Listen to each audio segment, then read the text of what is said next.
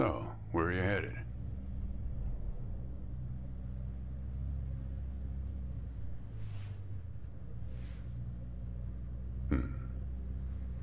Not the talkative type, eh? That's okay. Most people I pick up are just waiting for their turn to talk.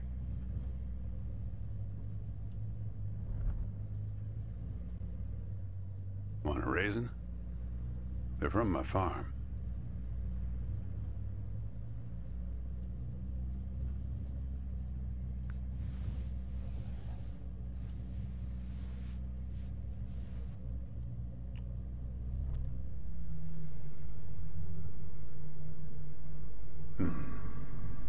You don't look so good. Guess those things don't agree with you yet.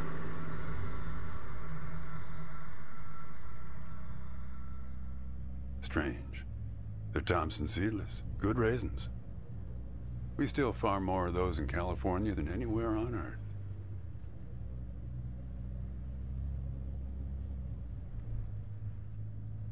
You want to know the clearest evidence that reality isn't real?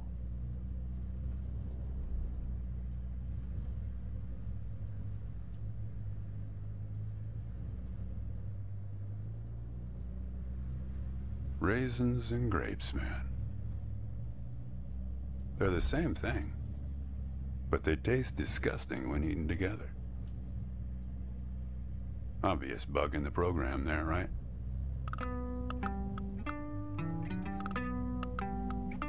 Memory is a slippery thing.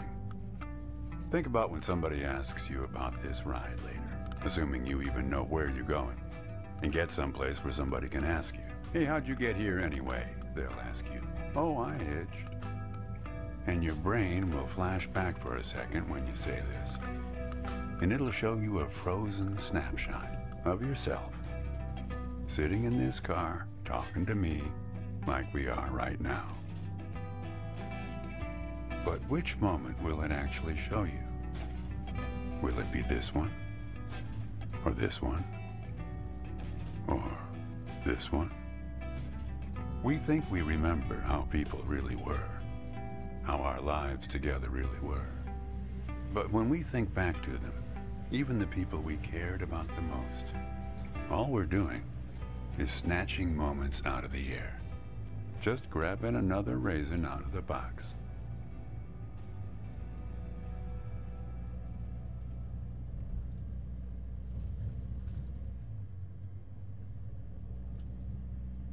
Yeah, my wife. She's dead now, but you probably guessed that.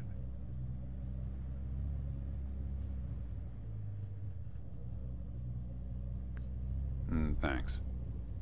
But you don't look like you're doing so well yourself.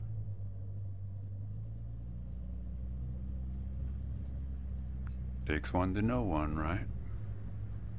I can always spot someone who's grieving along this highway.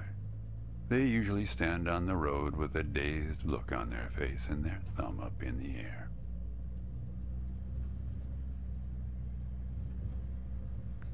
No, I don't know you, kid. I just know the type.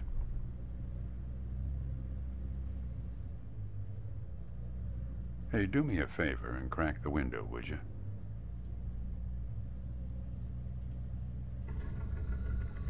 What you got there?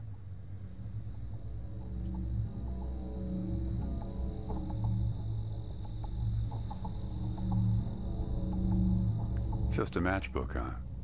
I figured it must have been something important. Because the window is still closed. That's better. Now, where were we?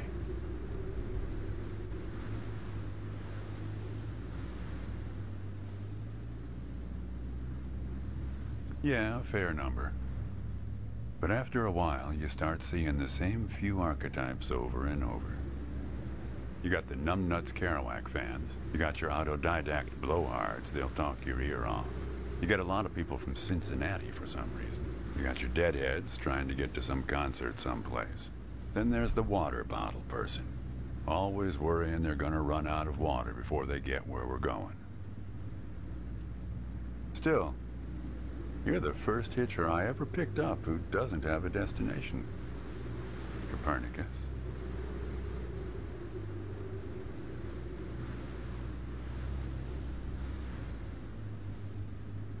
Oh, is that right? I hear they're renovating the zoo this summer.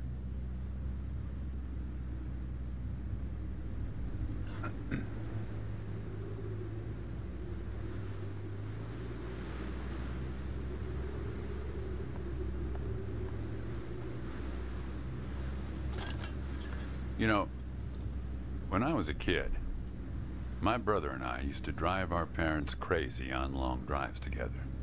Our folks wouldn't let us listen to the radio in the car. So we used to make up these songs about food on long drives to pass the time. We had this one with about 30 verses, each about a different kind of grain. There was this one time we passed a billboard for some kind of bread, challah bread. In hell they have a hell a lot of challah bread. In hell they have a hell a lot of challah bread. Yeah, that drove Mom and Dad crazy. In hell they have a hell a lot of challah bread. In hell they have a hell a lot of challah bread. Come on, join in. In hell they have a hell a lot of challah bread. In hell they have a hell a lot of challah bread. In hell they have a hell a lot of challah bread. In hell they have a hell a lot of challah bread. In hell they have a hell a lot of challah bread. In hell they have a hell a lot of challah bread. In hell they have a hell a lot of challah.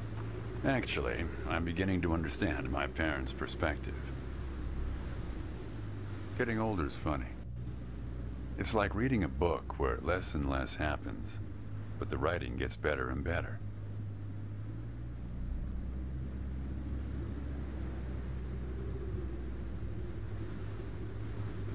Thanks.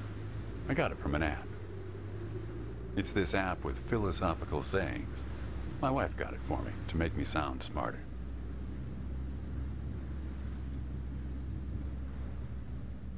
Yeah, well, that all sort of depends on which raisin you take out of the box, right? Which angle you take on it. My wife's been dead for 8 years now. People used to ask us how we managed, being married and all, working off the side of the road together, sharing a little trailer. The truth is, nobody knows how good it's supposed to be. You're kind of guessing on all that.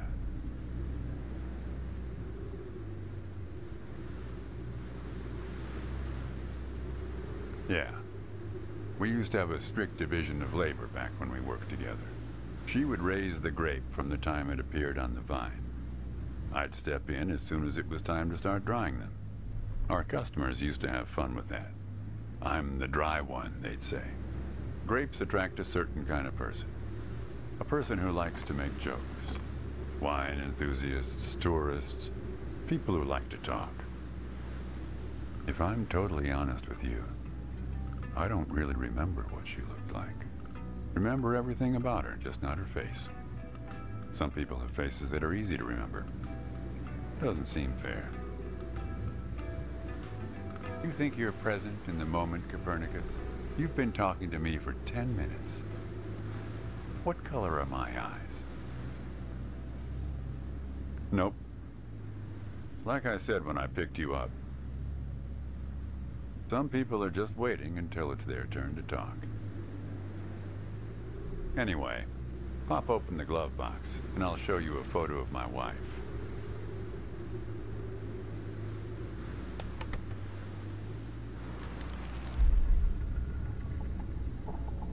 Hey, where'd you get that?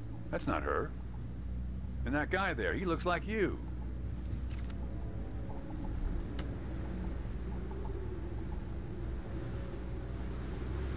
I don't know. I was going to ask you the same question, Copernicus. Well, I guess it belongs to you. You better hold on to it.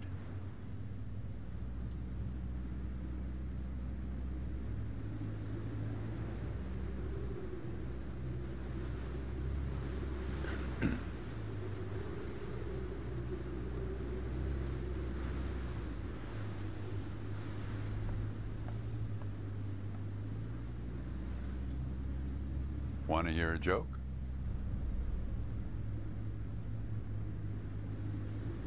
Why did the raisin take the prune to the dance?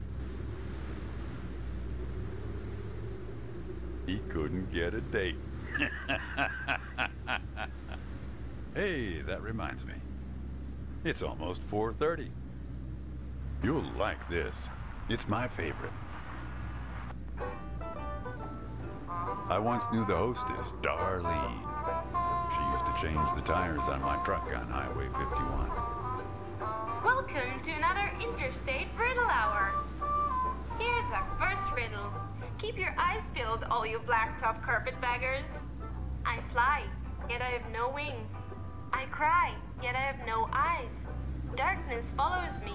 Lower light I never see.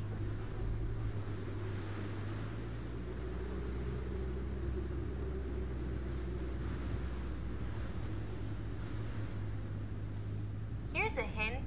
We're looking for something fluffy.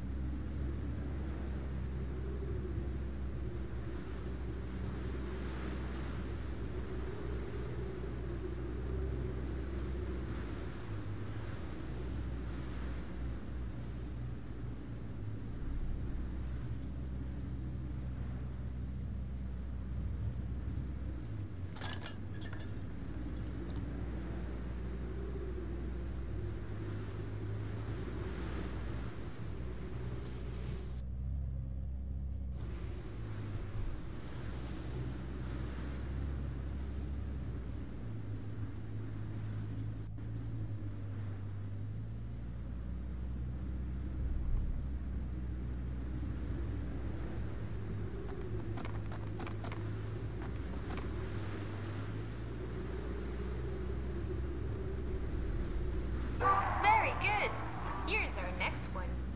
A gatekeeper forever bound. He opens and shuts with a similar sound.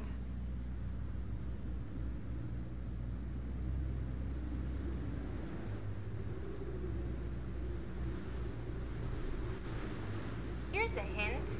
Think metal teeth that open and shut.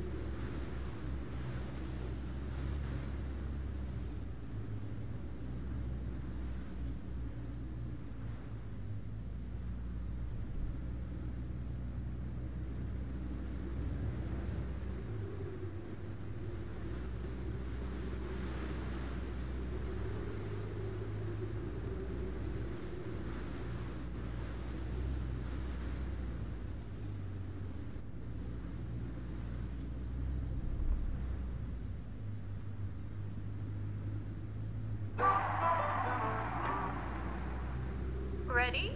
Here's one more. He lies without touching the ground.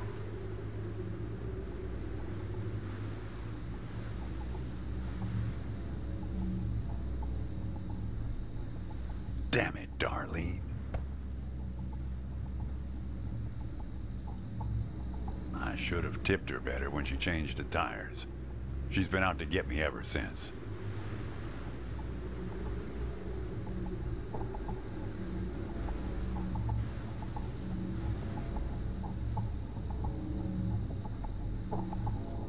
Look, I admit I lied, but only about one thing.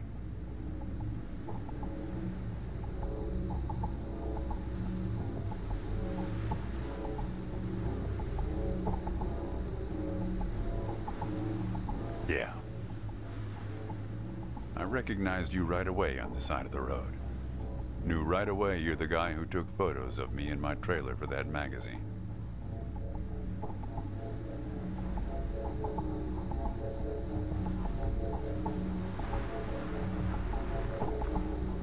Riddle hour has now ended. I helped you like him this time. So long, Copernicus.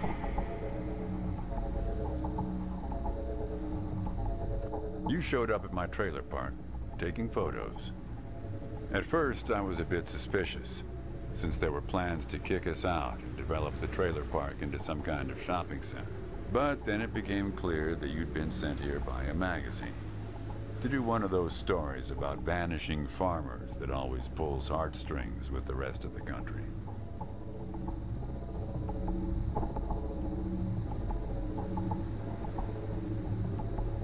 The woman in the photo? No, I didn't actually meet her. I just know what you told me about her. She was away traveling in Europe without you. And you weren't taking it so well.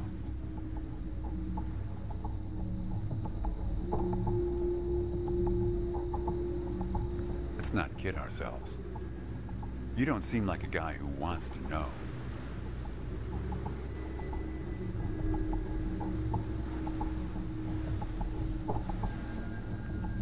Don't forget, you picked this car every bit as much as I chose to stop for you. You picked this car, picked me, not to feel anything.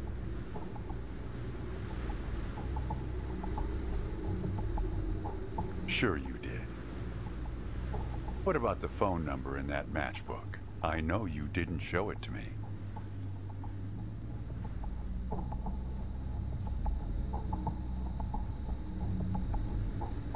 Well, there's one more lie I told you.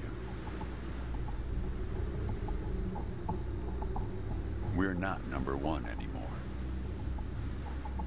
in raisin production. We were surpassed last year by turkey.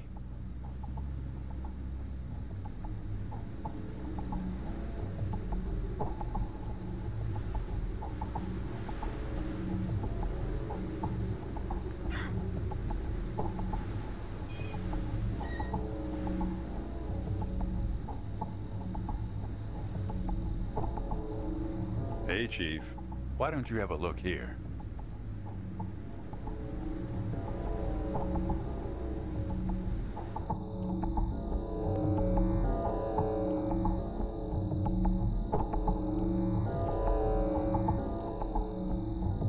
Now you see what I mean?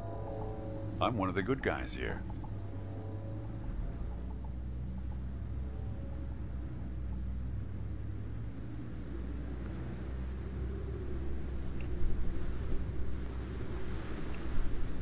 You never mentioned anything about him, but I guess he's part of what you're running from.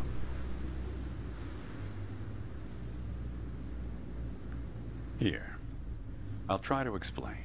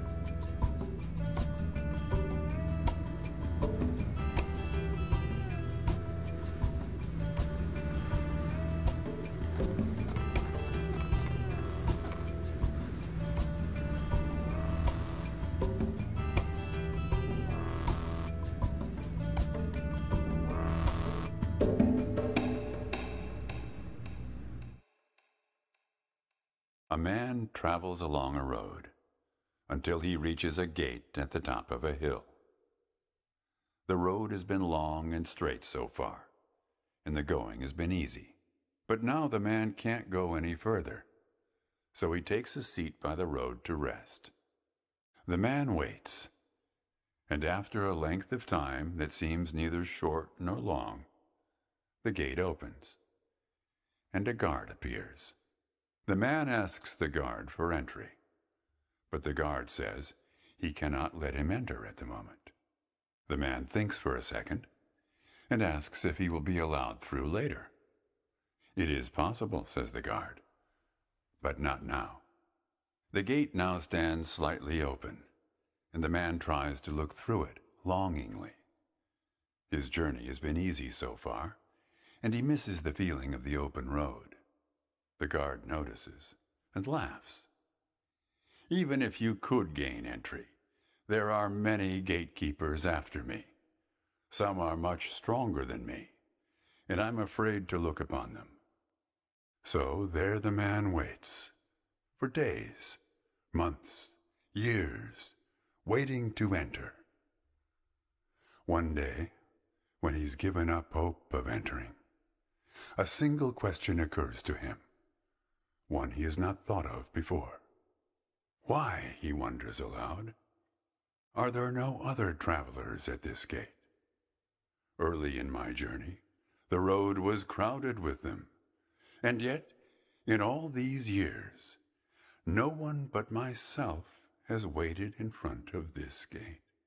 The man is surprised to hear an answer come from a voice next to his ear. It is you who made this gate, says a bird perched by his shoulder. So it exists for no one but you. But why? Asks the traveler. Why would I want to stop here? The bird replies, after hungrily eating a crust of bread from the man's hand. After this point, the road becomes less straight. It becomes like the tree in which I live, splitting into dozens, hundreds of branches. The path becomes impossibly narrow and frail, and crowded with the view of other paths one could have taken. There's only one point ahead on the road where all paths converge, where all points join, where the light shines through skin and through lies. But it's never been reached by one of your kind, a traveler who walks on feet. Shoo! Cries the guard, chasing the bird away. Don't listen to his nonsense. Having said this, he takes a seat next to the traveler, but not before closing the gate forever. So when you think about it, who knows how long we've been sitting here, just like this, on this road. Take it from me. It's better to face things with, what's it called again? Fortitude. Better not to feel too much.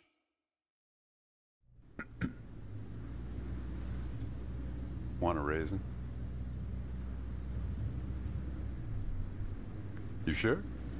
Just need to get used to them. Life is like a box of raisins. That's some Forrest Gump type wisdom for you right there. Here, I'll leave the box open for you. Help yourself.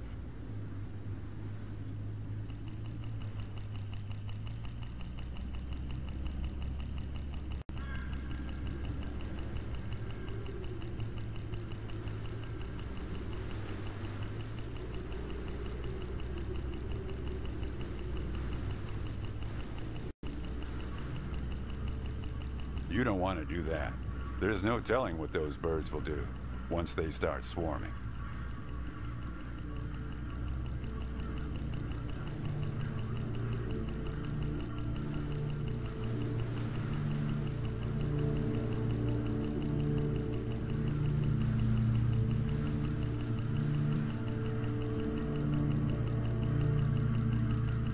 You're making a mistake, kid. You don't know where they're taking you. Look, I'll help you. I'll help you figure out what happened when she came back from Europe. Look, I get that you're mad, and I don't blame you. But you don't know what's out there, kid. What other drivers on this road are like. Stay with me, and things will play a lot safer.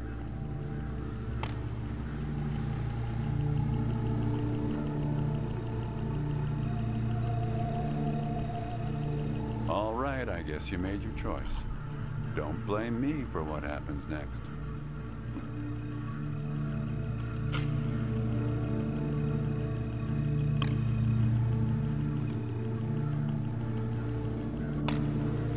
I guess this is where they want you. Crazy crows. You better check your backpack. They have a way of leaving gifts once you fed them. Often something shiny or a piece of string.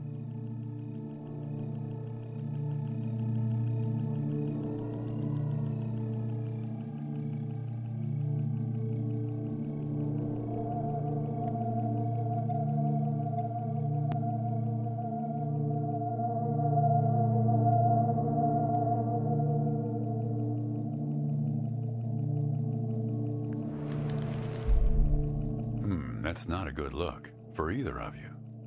I guess you'll be needing to get to the bottom of that. Just remember, there are many more gates ahead and many more guards. I'm pretty much the friendly drunken uncle of the bunch. Well, good luck to you, kid. Oh, one more thing.